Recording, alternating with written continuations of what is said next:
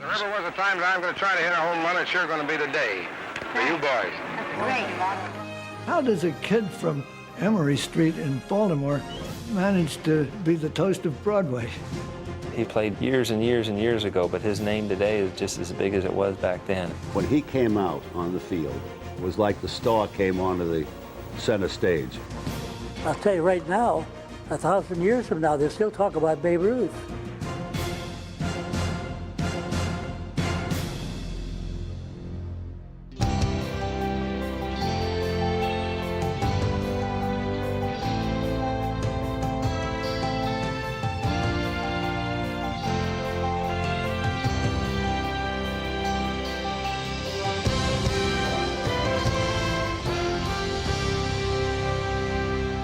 They call him the Sultan of Swat because for so many years he was the king of the home run.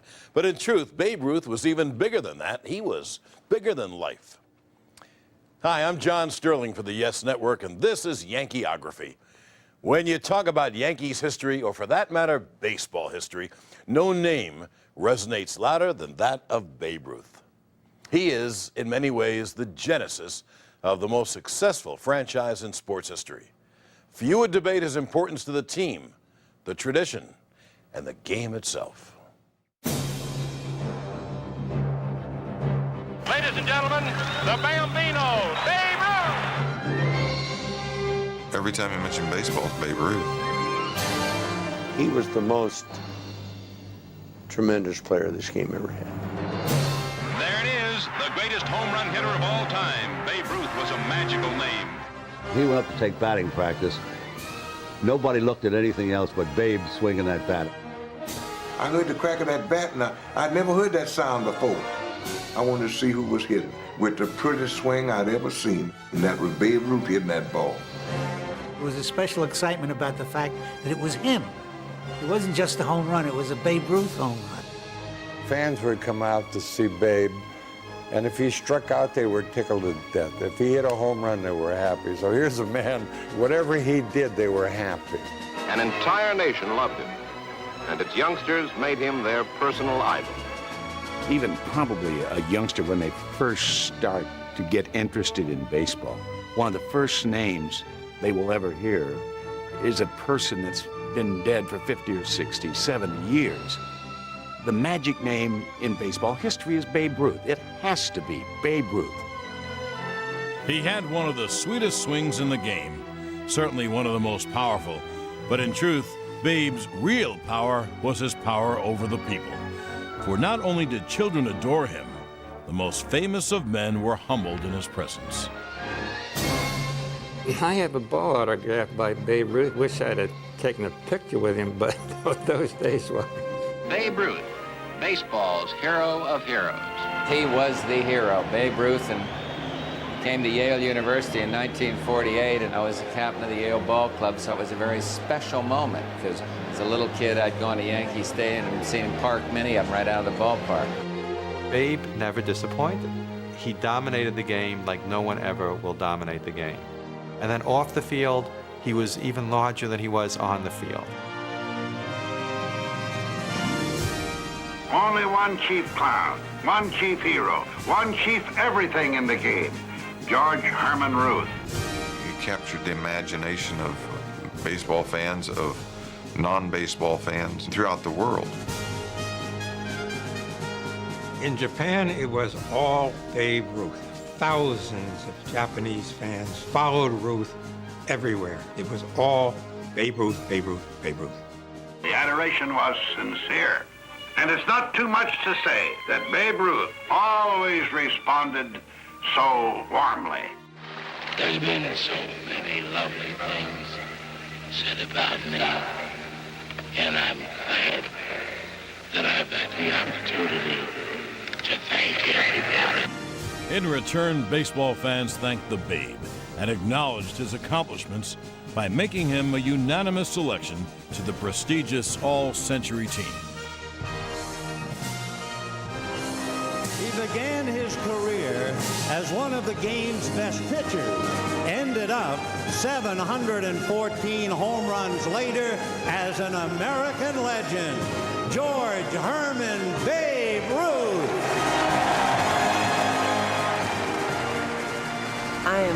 more than gratified and pleased that people still think of him as being such a great baseball player. There's hardly a day goes by that his name is not mentioned. In some ways, he's bigger now than he was when he was playing baseball. I think Babe Ruth's the most famous athlete of the 20th century, and certainly the most famous player of all time. His celebrity, his star athletic ability has transcended, and he has become an American icon. The greatest public figure in the history of American sports.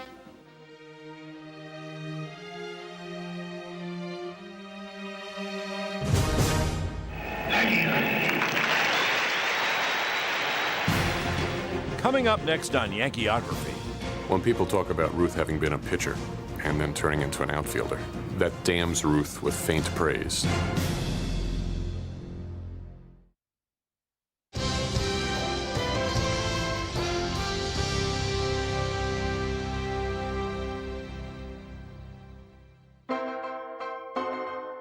The legend of Babe Ruth was born in Baltimore in 1895 in a building that now houses the Babe Ruth Museum. Young Babe proved quite a handful for his modest, tavern-owning parents who fought to keep him under control.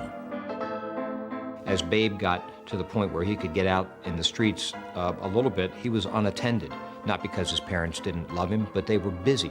Babe Ruth as a kid was the same personality as Babe Ruth when he was a grown man. He was having a good time. He was a good boy in a way, but he didn't like to go to school, and he didn't like to do a lot of things that was asked for him to do. In an effort to both discipline and educate the Babe, his parents sent him to St. Mary's Industrial School for Boys in hopes he would someday become a shirt maker. In this institution, St. Mary's Industrial School for Boys in Baltimore, George Herman Ruth was brought up. It can be fairly said that he was not considered a promising boy. In the beginning, I think he went back and forth. He did have times when he went back home, but then he always came back here. After a while, though, and for the majority of his time, he just stayed here. We're standing on Babe Ruth Field. This is the field where he actually learned to play baseball. When the Babe was here, a Zavarian brother named Brother Matthias recognized the innate ability that he obviously had to play baseball and taught him the game. There were about 600 children attending St. Mary's, give or take, at any time. And Babe was one of the bigger guys. He became a celebrity among the children.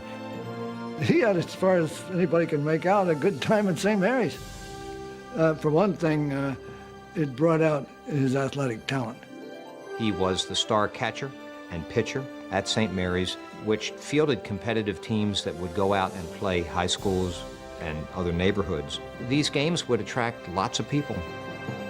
Baltimore Orioles owner Jack Dunn was one of those people and thought the Babe would make quite a pitcher for his minor league team. But there was a hitch. In order to get out of St. Mary's Industrial School, you had to be 21 years old.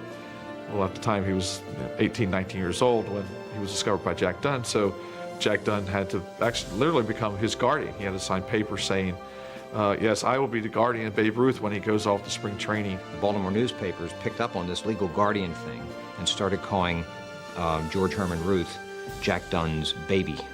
And that's where the nickname came from. I think before they ever left spring training, he was Babe Ruth. The 19-year-old Ruth pitched well for Dunn, but his playing time in Baltimore would be short-lived. Jack Dunn runs into financial difficulty that led to him selling off his top players to the Red Sox just so he could float payroll. And that's how Ruth goes off to the Red Sox. Ruth arrived in Boston in 1914 as a highly touted pitching prospect. The Babe joined a Red Sox team that was on the verge of winning 3 of the next 5 World Series, and Ruth quickly established himself as one of the game's best. As a pitcher with the Red Sox, He won more games before the age of 23 than any other pitcher in the Hall of Fame except Bob Feller. In his first 5 full seasons, he was a pitcher, and in 2 of those years, he was a 20-game winner. He averaged 18 victories a season in those 5 years, and made 3 World Series starts, won all 3 games, and in doing so, set a record for the most consecutive scoreless innings. It was a mark that would stand for nearly 50 years.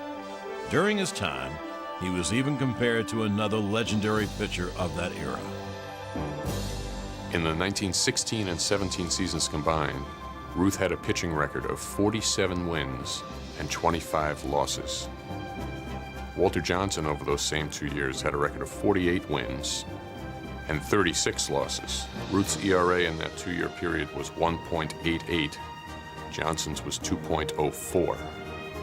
Had there been a Cy Young Award at the time, Ruth certainly would have won one of those, perhaps 2. Babe's feats on the mound have been lost in the legend of Babe, the home run hitter. But your first love is forever, and Babe loved to pitch. He was extremely proud of his pitching record.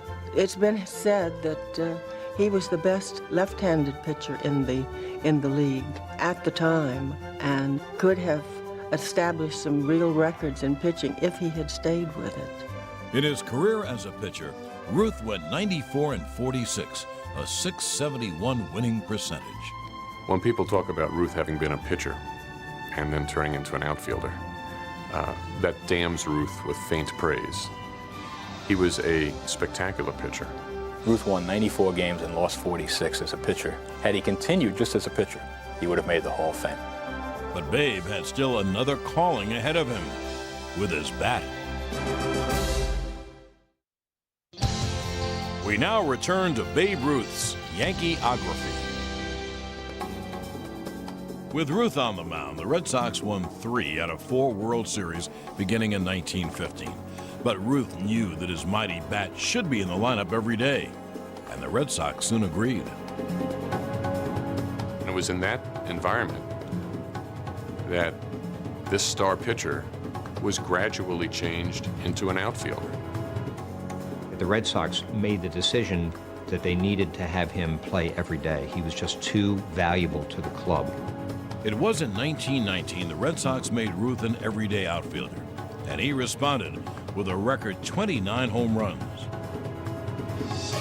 But that wasn't the year's big baseball story. 8 members of the Chicago White Sox were accused of consorting with gamblers to throw the 1919 World Series. Commissioner Kennesaw Mountain Landis banned them from Major League Baseball. The Black Sox scandal did enormous damage to the game. After the Black Sox scandal, people got, a little down on baseball, say, well, it is a crooked game. And that's when the baseball gods intervened, as Ruth was sold to the Yankees for $125,000 so the Red Sox owner could finance a Broadway play. Ironically, the game's biggest star was now on its biggest stage. Perhaps the perfect contrast to move attention away from the Black Sox and back on the field and the wonderful things that could happen on a baseball diamond came this bigger-than-life player, Babe Ruth. He came over from Boston. He started hitting those home runs, and the fans really loved Babe. Ruth brought baseball back. Now people start liking baseball players again. No one could match his power and consistency. He hit more home runs in 1920 and 21 than any other team. 54 home runs in 1920, 59 in 1921. Totally unprecedented.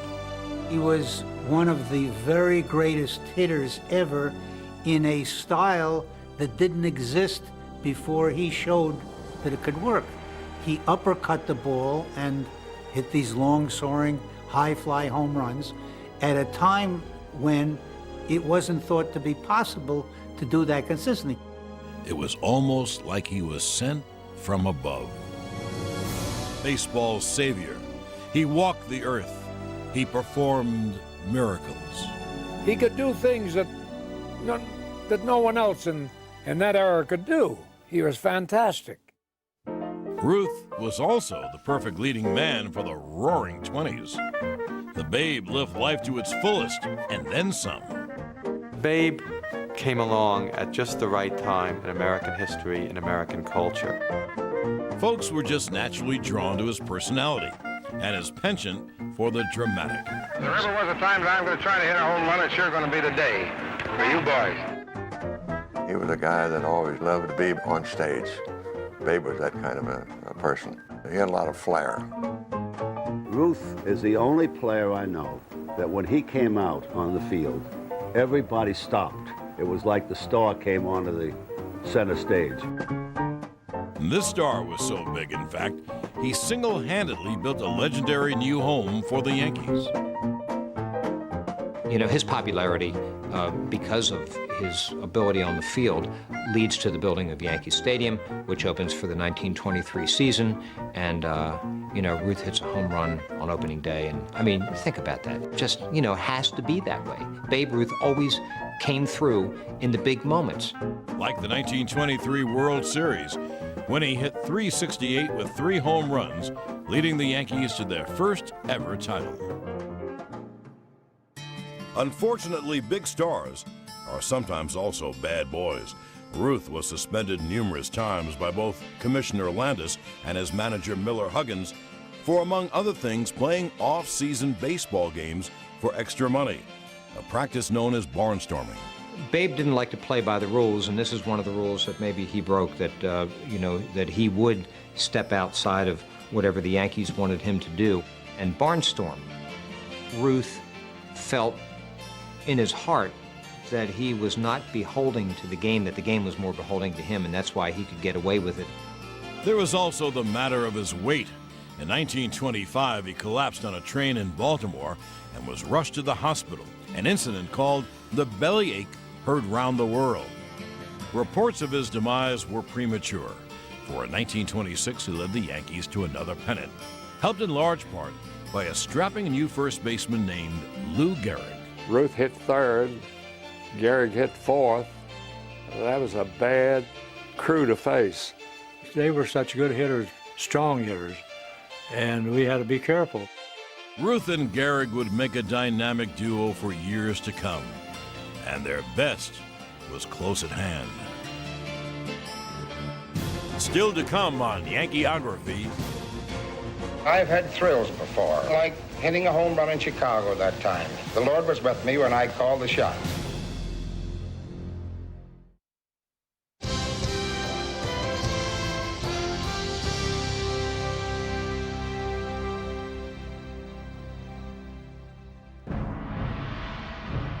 Throughout the 20s, Babe Ruth was the Yankee superstar, but soon he would share the spotlight with fellow slugger Lou Gehrig. Ruth and Gehrig formed the nucleus of a powerful team, one so dominant that one year it earned its own nickname. This rare assemblage of talent was called Murderer's Row. The Yankees in 1927 won 110 games. They had Gehrig and Ruth and Lazare and Musial and Combs. Those fellows all batted over 300 and hit for distance. These Yankees brought championship honor and glory to Yankee Stadium and to all of New York.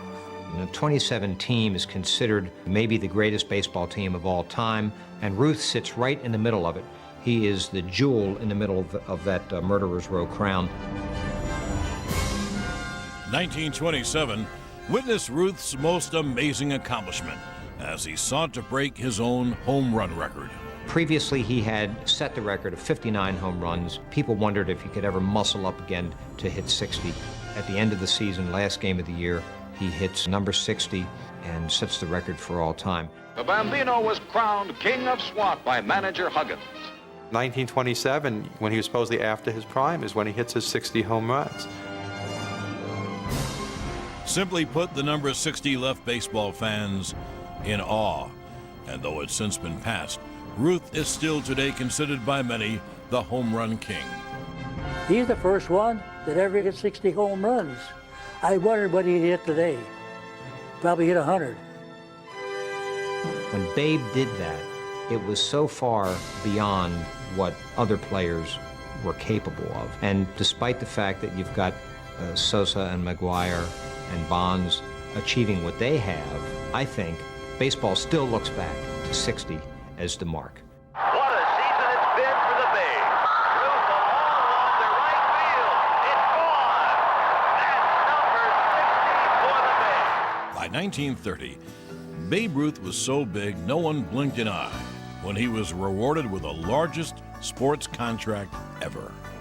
Ruth is a contract called for $80,000 for 2 years. That's to be agreed upon. Will you finally sign it? Yes, sir, Carl. When some people said, don't you feel guilty about making more money than Herbert Hoover, the President of the United States, Babe said, hell, I had a better year than he did, didn't I? Babe Ruth personified America as well as any person has ever personified a culture or its citizens. Ruth, as he said, he was bigger than the president. That's why he got paid more money. In 1932, Ruth's 6-year reign as home run king was snapped by Jimmy Fox of the Philadelphia A's. But Babe found comfort in the Yankees once again reaching the World Series, the Babe's 10th. I think I'm a pretty fortunate fella to get in my 10th World Series. I think that's going to be a record to stand for a long time. The 32 World Series came in the twilight of Babe's career, but he was still capable of memorable moments, like his alleged called shot in that series. It may have happened, it may have not. Here's Babe. But I will say that I've had thrills before. Something like hitting a home run in Chicago that time. The Lord was with me when I called the shot.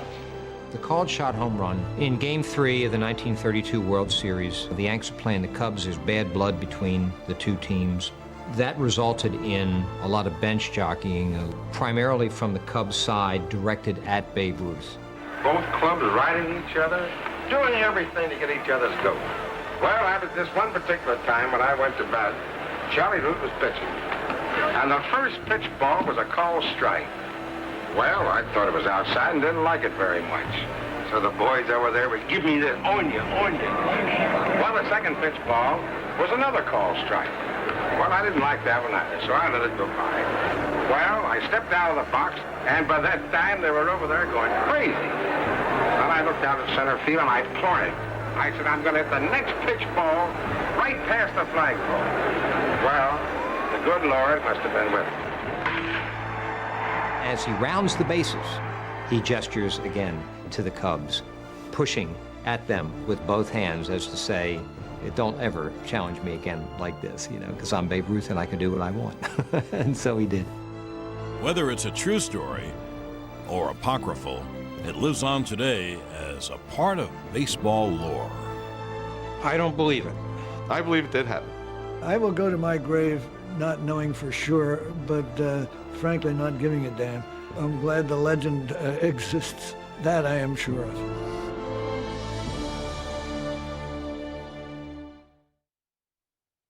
Welcome back to Yankeeography. As you've just seen, Babe Ruth did indeed have an almost mythical quality about him. In fact, for a time, there probably wasn't a bigger name in the world.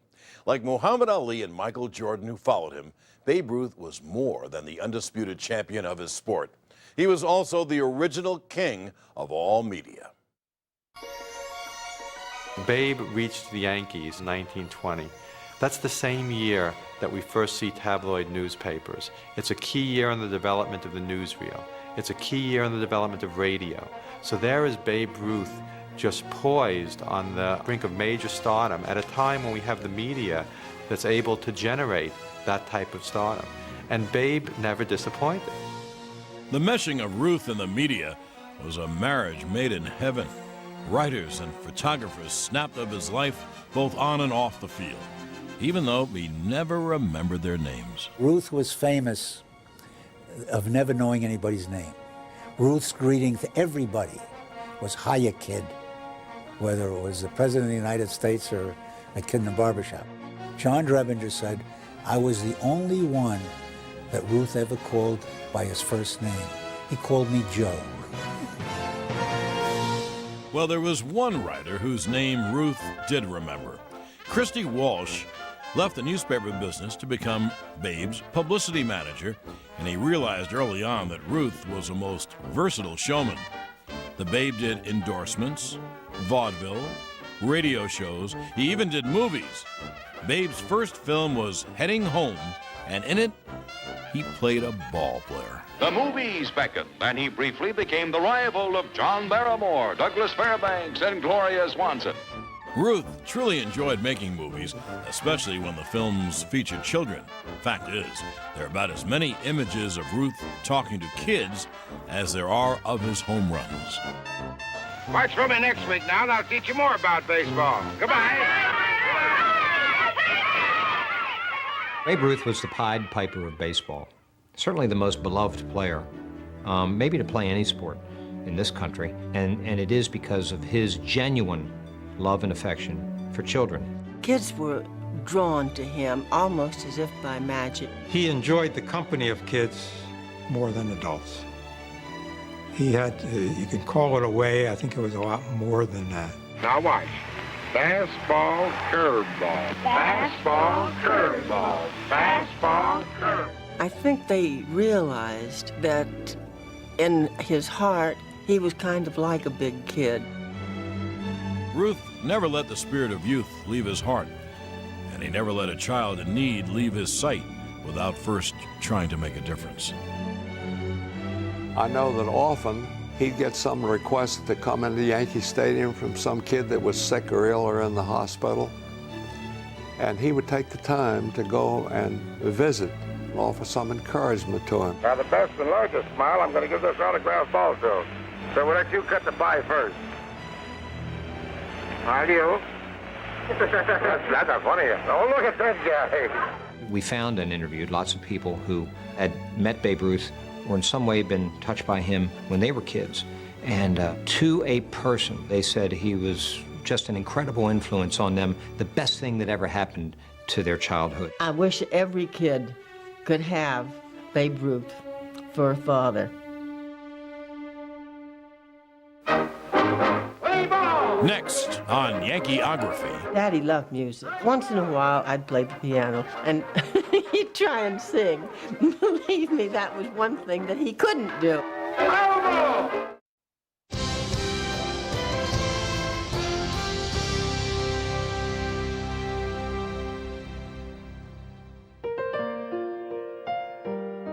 Babe Ruth certainly had a unique bond with his fans, but he saved his very best for those who knew him best. We were very close, very close. And no wrong could his sister do. When he was established in New York with the Yankees, he would send her passes for games. She used to love to go out and hang out with him. She said she had a great time when he would come home and visit here in Baltimore. She loved it. She loved the attention that her brother was getting. It used to drive me nuts when they started applauding and hollering. I wasn't used to that, you know, but oh, they would just go mad. Once he proved his worth on the baseball field, Ruth set out to find a stable family life, the kind that Babe never had as a kid. Well, after his first year in professional baseball, he came back to Baltimore. He had met a waitress, Helen Woodford, in Boston. They became good buddies and developed a serious relationship. Babe and Helen soon married and made a home for themselves in Sudbury, Massachusetts. When Dorothy arrived in 1921, their family was seemingly complete.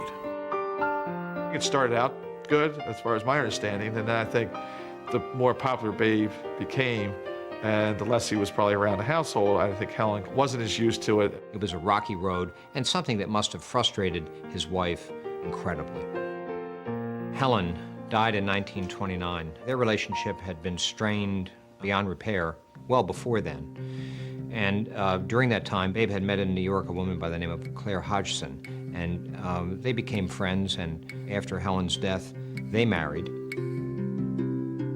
Once again, Babe was faced with the challenge of making family a priority. Both he and Claire adopted each other's child, so now he had a stepdaughter in Julia and a daughter in Dorothy.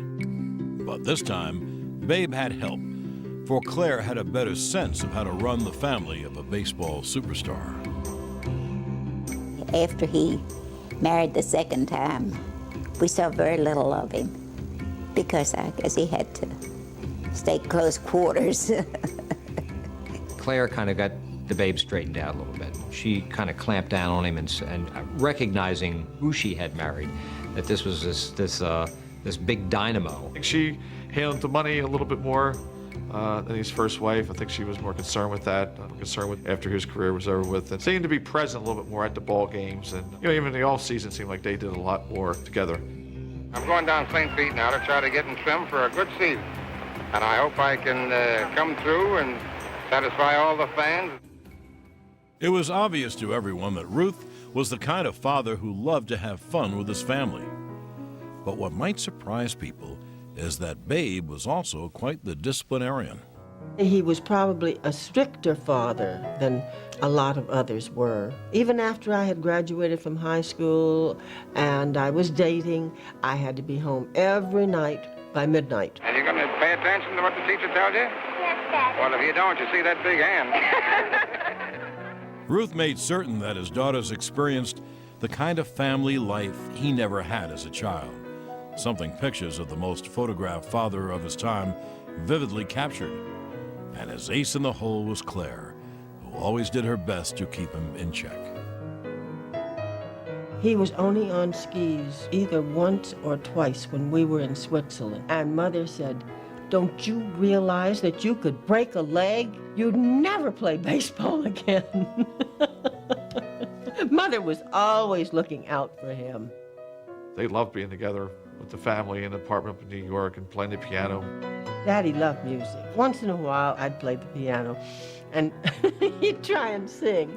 Believe me, that was one thing that he couldn't do. Play ball! Strike one! Strike two! Foul ball! He was more than just a baseball player. He was a great family man. I always had a marvelous time with Daddy, no matter what we did, whether we were going to a football game, a hockey game, anything. It was always fun with Daddy. He lived 3 lifetimes in one. He was just a fabulous, fantastic individual.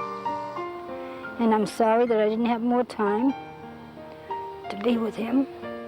He was a nice, wonderful person to know and for me to have as a brother. And I couldn't imagine having a father that would have been any better than he was. Still to come. Babe always felt that he might be the next manager of the Yankees. He was a man that couldn't even handle himself. How could he handle 30 other ball players?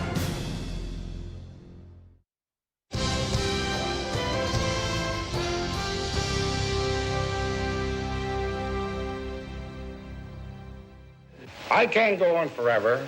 Somebody's got to take my shoes and take my place. But you can bet your sweet life that I won't play until I drop, but I'll play until I damn near drop. Thank you. Comiskey Park in Chicago was the site for the first Major League Baseball All-Star game in 1933. And it was only fitting that the biggest star of them all would hit the first ever All-Star home run. It's a home run in the right stick. First home run of the series. Ruth was as popular as ever, and though time was taking its toll, he reached some amazing milestones, hitting his 500th, 600th, and 700th home runs. As his career wound to a close, Ruth made clear his dream to move up to the next level. Babe always felt that he might be the next manager of the Yankees. And of course, in hindsight, you figure he was a man that couldn't even handle himself. How could he handle 30 other ball players? Ruth held out hope that the Yankees would dismiss Joe McCarthy and name him manager, but the team was quite happy with McCarthy. So at the end of the 34 season, Babe left the field as a Yankee for the final time. Then, during the offseason, Ruth received an offer from Boston Braves owner Judge Emil Fuchs, one he felt would fulfill his dream. I now, Babe, give you your unconditional release, and now the 3 men will be moved to Thank you, General. Judge Fuchs, I'm going over to the Braves on one condition, and Colonel will back those conditions up. that when I'll be with your ball club, you know that you're getting the very best that's in me, and I'll be on the field every moment I can, working hard for you, just like I did with the Yankees and the old Boston Red Sox. Judge Fuchs gave him to believe that he would be the assistant manager and that he could look forward to managing the Braves. And that was the only reason that Daddy signed on with him. But Ruth soon discovered that Fuchs had no intention of promoting him to manager. He was hired simply to put fans in the stands. And what they saw was not Babe at his best. And he really was out of shape, over the hill, washed up, not doing well, not playing every day, aches and pains. But he goes in to Pittsburgh and in May, and he hit 3 home runs in one game. One of them was the longest home run ever hit at Forbes Field. Ruth's third home run was number 714, his final home run, and his final major league hit.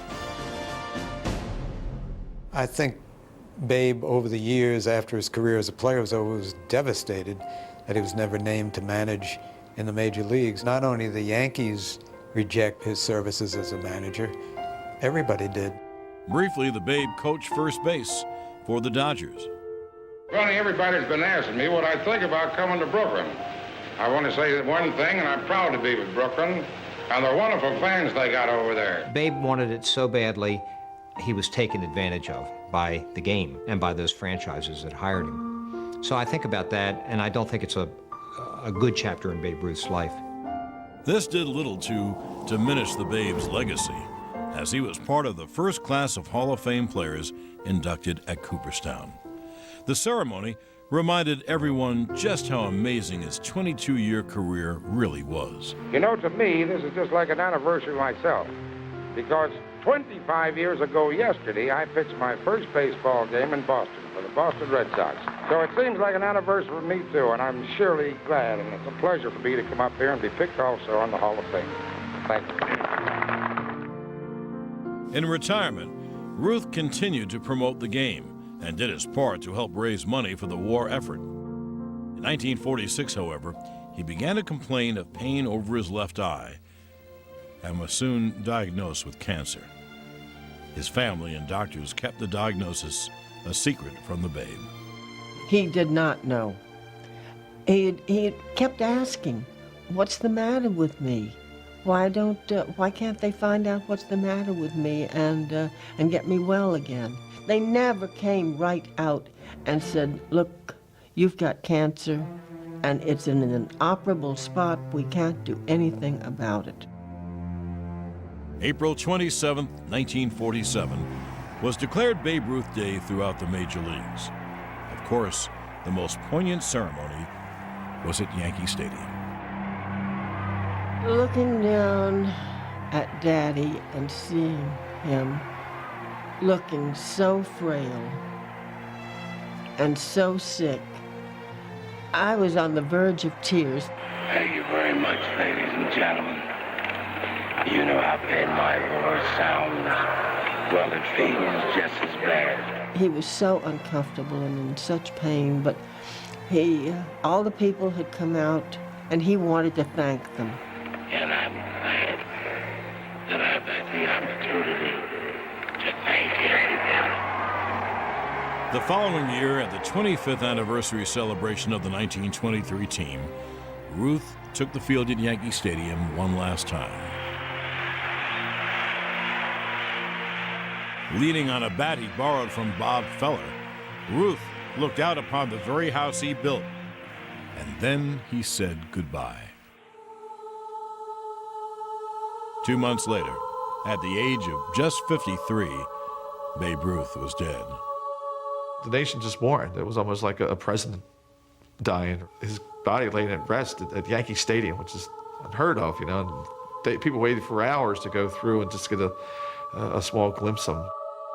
His service at St. Patrick's Cathedral brought thousands more out into the rain to say thank you one last time. I remember as I came out of the church, I looked, and all you could see on both sides of Fifth Avenue were people. I remember thinking, all these people standing out there in the rain, almost saying, Goodbye.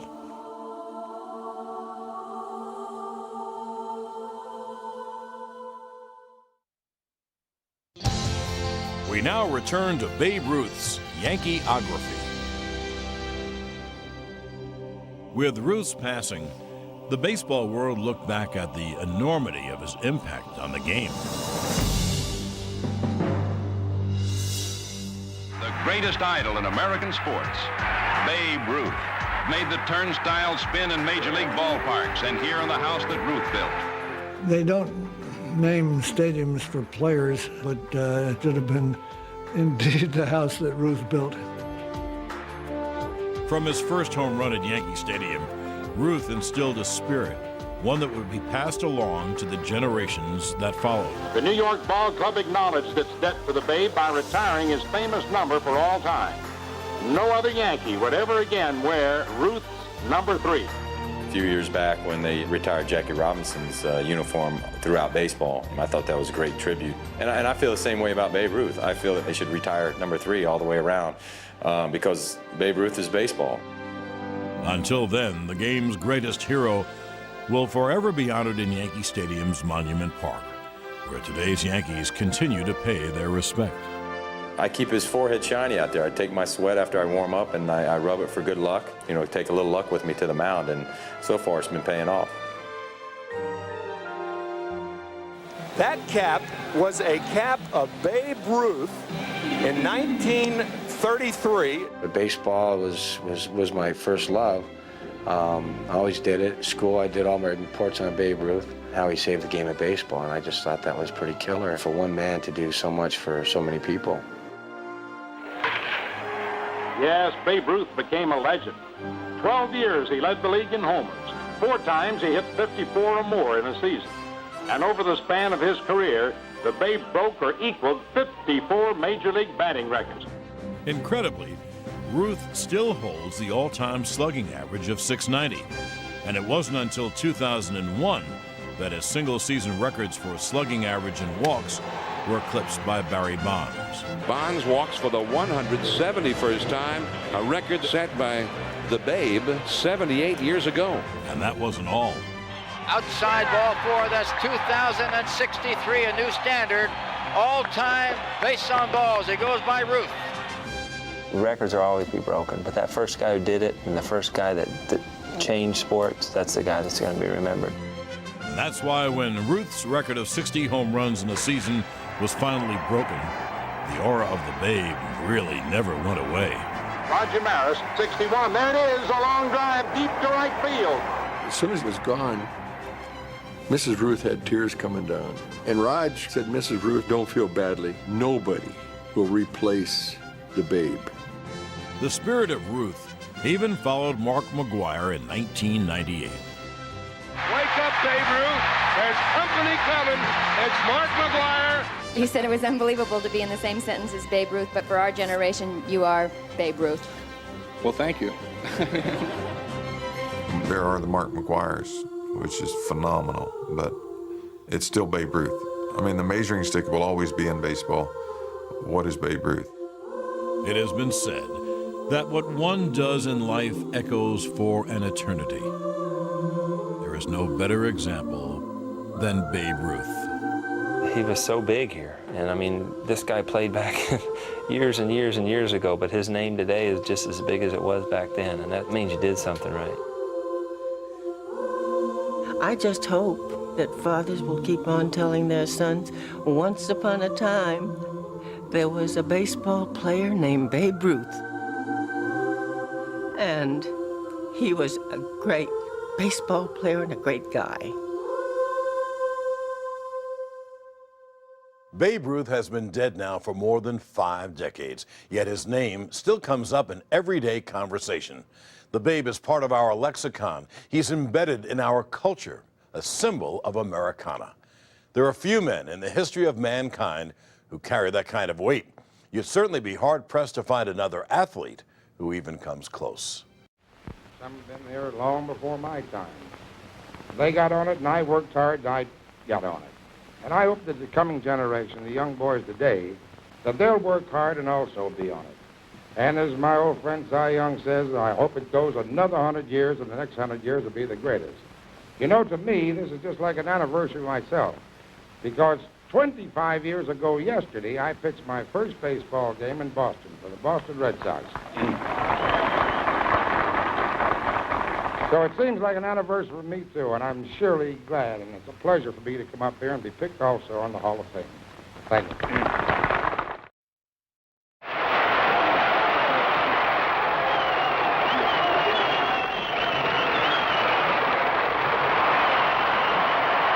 Thank you very much, ladies and gentlemen. You know how bad my voice sounds. Well, it feels just as bad. You know this baseball game of ours comes up from you. That means the boys. And after you're a boy and grow up to know how to play ball, then you come to the boys you see representing themselves today in your national pastime. The only real game, I think, in the world, baseball. Many lovely things said about me, and I'm glad that I've had the opportunity to thank everybody. Thank you.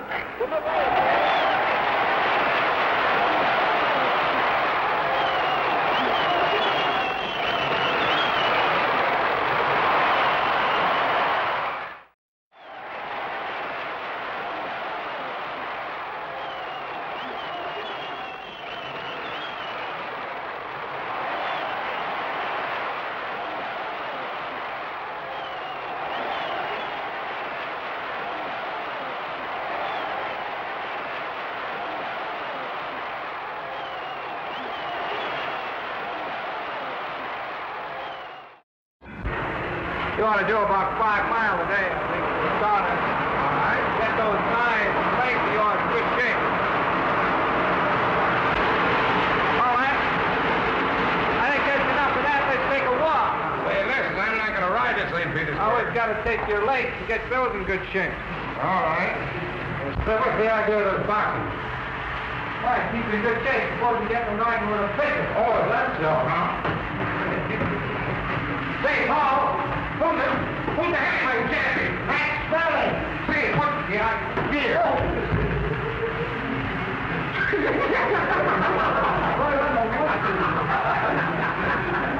Well, it's a great idea, babe. So what is the idea? Remember how you socked me inside there for the movie? Say, let me get out of here. Turn on wash steam there. Hey, never mind the steam. I'll turn the steam on. I'll get steam when I get out of here.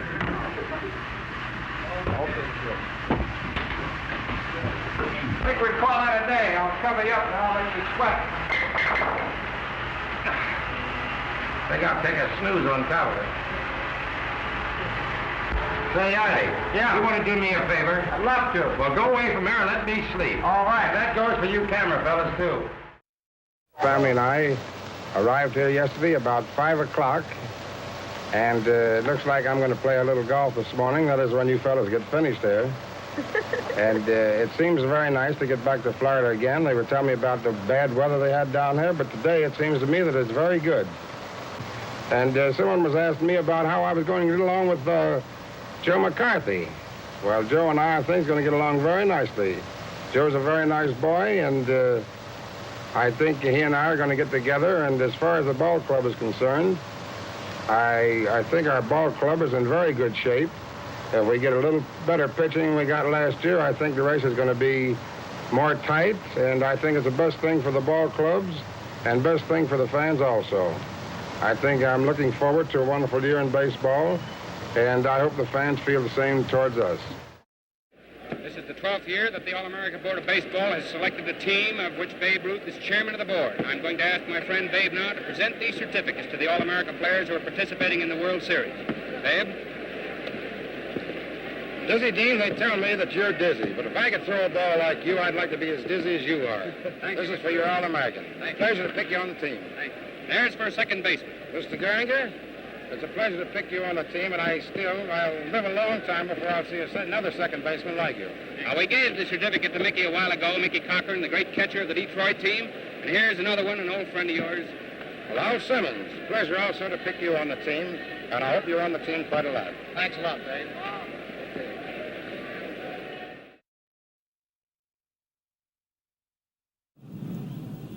They say you never start living until after you're 40, so it looks like I'm on my way. I'm going to sure try to do my best this coming year as a 40-year-old ball player and see if it can be a successful one. It may be my last, it may not, but I'll do my best. Thank you. Baseball, and I hope you hit more runs this year than you ever did. Thanks very much, Robert. Well, they tell me as a rule here they don't open the season in Boston. It's usually too cold. It's very cold today, but I think it'll probably warm up a little bit later. But they tell me this is fine weather for Boston this time of the year, and if we don't win, I know we're going to give a lot of... You think so, kid? It might be cold. New York is lucky to open it out with this weather. Great. Thanks a lot, boy. Everybody's been asking me what I think about coming to Brooklyn. I want to say one thing, and I'm proud to be with Brooklyn, and the wonderful fans they got over there. Now and then they'll give you the berries, but you got to let it sink in and forget it. I want to say once again, I'm very, very glad to be in Brooklyn. Babe, I'm glad to see you back in the National League, and because it's going to help all the club owners, in my opinion, and it's too bad that you're not up there swinging the old apple again, because after what I've seen in the National League this year, well, I'm sure that you could do a lot better than some of them up there swinging. Well, thanks, Diz, and I hope your arm comes around. And when it does, I'll be up there and knock one right off your head. Thanks, Dave. You see, in my day, the two clubhouses right across from each other, and they had to go through our dugout to go to first base. And I'll tell you something, he's the only person, now listen to what I say, when he walked across that field, everybody stood up, hey, there's the Babe, clapped like crazy for him. The only man. So, 1,000 years from now, they'll still be talking him, Babe Ruth. Well, Babe was a very, very colorful person, you know, and he had a lot of flair. And of course, he really brought the home runs into the game, and that's what the fans loved, and that's what made him so popular. That he lived up to it every minute, because he was a guy that always dressed very well, you know, and had a big cigar in his mouth, and he loved to be on stage. Babe was that kind of a person, and of course, there's a lot of stories about Babe. I don't know whether I told you about the first time I pitched to him. 1933, Bucky Harris was our manager. And the first trip into New York, first time I'd ever been in New York City, and certainly the first time I'd ever been in Yankee Stadium. And Bucky had me in the bullpen in left field, way out in left field, about 1.5 miles in left field. And at that time, it seemed that way when you started to make the walk. But we had a pitcher named Carl Fisher that started the ball game, and he got into about the third inning, got into trouble. So Bucky called the bullpen, called me in, and I was loosening up on the mound. And like I say, I was underhand pitcher, and so the first batter I faced in Yankee Stadium was Babe Ruth, and I threw 4 pitches to him and struck him out. And then I got Gehrig out following him, and then the next inning I come out to start the next inning. And Art Fletcher was the third base coach, and he was noted in those days as one of the big jockeys in the game, you know, that always got on the rookies and was always in the midst of everything. And so I walked out to warm up, and Fletcher said, hey, Bush, look over here. I want to tell you something. And I didn't pay attention to him. He said, you hear me, Bush? He said, come over here. I want to tell you something. Look over here. Of course, I wouldn't look. And finally, he says, you've got the Bam all upset. He said he came back to the bench after you struck him out. And he said he'd been struck out a lot of times, but the first time a damn woman ever struck him out. Of course, with me and my big ears, I heard every word of it. At that time, I didn't think it was very funny. Years later, well, it was just a couple of winters later. I played golf with Babe in Florida. We had a group, Digi Dean and Babe and Paul Wayne and Wes Farrell, Mickey Cochran, a group of us used to have a group that played in the wintertime. I was in Lakeland. And so the first winter I was down there, I told Babe about this, and he laughed, and he thought he said, that sounds like Fletcher. And then years later, when I was retired, and about, I'd say almost a year, 9 months, I guess, before Babe died, he came to Detroit. The Ford Motor Company had hired him as their official representative for American Legion Baseball. All Ford dealers all over the country sponsored American Legion Baseball. Mr. Ford was a great fan of American Legion. And Babe came to Detroit. Charlie Gehringer and myself were selected to manage the two top American Legion teams to play for the playoff. And so Babe came to town, and we had several interviews on the television. On radio, no television on that. And I brought that up once again to Babe. And Babe was sick then at that time. He couldn't hardly talk on his throat.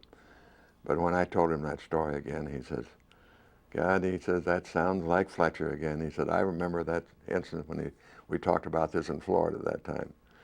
And Babe got a big kick out of that, but Fletcher got more of a kick out of it than anything. Of course, that's something I'll never remember because I didn't think it very funny. He was a great practical joker. One time he got a young fella, Ed Wells, had come over to the pitcher, had come over to the Yankees from Detroit, and the Babe pulled a little scam on him. He persuaded Ed reluctantly. Ed was reluctant to go with him because he had a date with a couple of dames out on the outskirts of Detroit. So he persuaded Ed to go buy a fifth of gin and he'd get a dozen oranges. So in the way out in the taxi cab, Babe held the oranges and Ed got the gin. But before he went up to this house where the girls lived, they switched. He gave Ed the oranges and he took the gin. So when he knocked on the door, instead of a young, attractive lady coming to the door, it was a great big gruesome looking man. And he said, he said, you're the scum that's been after my wife. And he reached into his hip pocket and he pulled out a gun, and Babe hollers, run, Ed, run for your life. And he runs through a screen door, and the guy with the gun goes bang, bang, bang. And Ed could feel it was actually wadding, hit him in the back, and he ran and took the wrong turn and ran into a big board protecting the street, and he knocked himself down and came running back. And it was about midnight by the time he got back to the Book Cadillac Hotel, and the Yankees were all around sitting in the lobby with long faces and said, Babe is dying, he's up in his room, he keeps asking for you, wondering what happened to you. So they all go up to the room, and they got Babe stretched out on a bed with ketchup all over his shirt and talcum powder all over his face. And Earl Combs says, Babe's dying. And Ed Wells just, and faded away. That scam's been pulled on a number of ball players. He didn't remember meeting me when I was 4 or 5 years old for sure. But when he came to Yankee Stadium, he had already retired. And this is in the 40s, early 40s and 40. Well, he died in 48, as I recall. But he would borrow, he come in and asked me if he could borrow my glove. I was left-handed also. And I remember him coming into the clubhouse there, and we had a clubhouse man named Pete Sheehy. And he obviously he said, go over there and talk to Tommy Byrne. He's got some gloves there in his locker. But he said, "You're the Baltimore Babe," or something to that effect. You know, he remembered where I was from over the general news of baseball, I guess, and he was from Baltimore, and he called me he called everybody Babe, but he called me the Baltimore Babe. He said, "Can I borrow your put here, or one of your gloves?" And I said, "You can have every damn thing in the locker." In the locker, because he put us in those lockers, if you know what I'm talking about.